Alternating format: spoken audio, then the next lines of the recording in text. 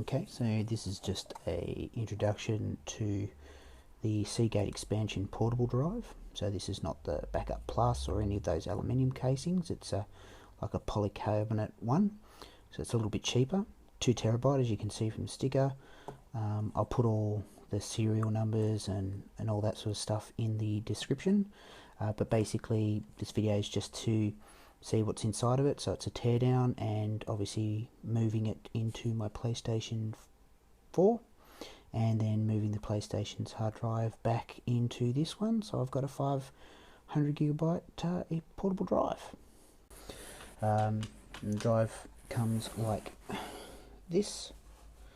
Now, because I wanted to see how easy it was to get undone, I've already opened it. As you can probably see from the latches, it's the standard sort of latch and teeth sort of job, so it's just a very careful job of prying it out with fine edged knife like that. And then once you've got it going, you can do the little wiggle stuff along like that. And I found that if you start from the front corners, because on the front of these drives, as you can see, it's got a bit of a bevel on it where the back is flat, where the USB plug goes in.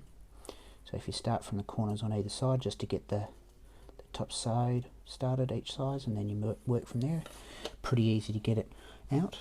Now the reason I say be careful is because it's a perfectly good enclosure. So once you take out the 2 terabyte drive, you can put the USB connection back on and reuse the 500 gigabyte hard drive out of the PlayStation 4. So if you're a bit careful, no need to buy another enclosure. But as I said, 2 terabyte drive, and it has the fabled Samsung Spinpoint in it. So you can fit this in your PlayStation 4 and get that fabled 2 terabyte amount of storage. So one thing I've noticed when doing it that I haven't seen on previous videos is there seems to be a cool little normal Phillips head screwdriver, but it's got all the PlayStation things on it. Not sure if that's come out with later ones. Also, nothing that got mentioned in the caddies before, but there's little rubber grommets that you just need to be aware of when you're changing the hard drive. So I've taken the foil off. Sorry, got to get the light right. And you can see that the got the SATA connections there. Now one thing I have noticed is that this circuit board is fairly fragile, so don't try and rub it off in the corners there. Instead, I found a really good way to get it off. So you get a screwdriver, little tabs just at the ends of each wires. If you just get a little screwdriver under there, you can lever it off without having to put too much pressure on it, and saves you from breaking it. So back to the Spinpoint. Sorry about that, the focus again. Like a lot of people have already mentioned, that the Seagate drive enclosures, they come with like little grommets over the screws. Now of course you'll take those out to put them into the PlayStation, and you keep them handy so that you can put the 500 gigabyte one back into the enclosure. So I've safely removed the foil and the USB 3 controller, and as you can see, bog standard SATA connections. So I'm just going to put it in the caddy now and pop it into the PlayStation. Alright, so Spinpoint's now in the PlayStation. One thing I will let you know is that it needs a fairly fine point Phillips head, just so you know. Tried a normal one and it's just a bit too big, so make sure you've got a fine point, or you've got the Phillips head set of these bubbies. But I find these very hard to get started because it's nicely taut. So maybe just, if you've got one of these with a good handle, good grip. You should be right. Okay, so while I'm waiting for the PlayStation to do its thing, I'm going to take the Hitachi Group hard drive, the 500 gigabytes, and the housing, put it all together and see if I can get it to work on the laptop. Okay, so I've got it back in the enclosure.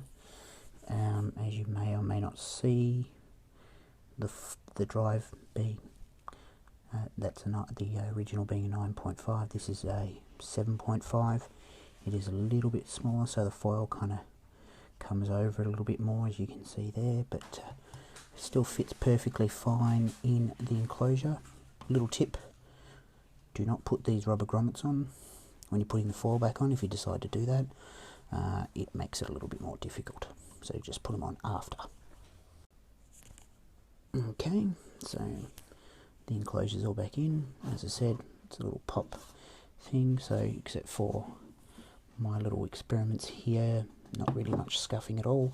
It's all back together, no rattles or shakes or anything like that, being a slightly smaller drive, and it all lines up perfectly. So now let's try it on the laptop.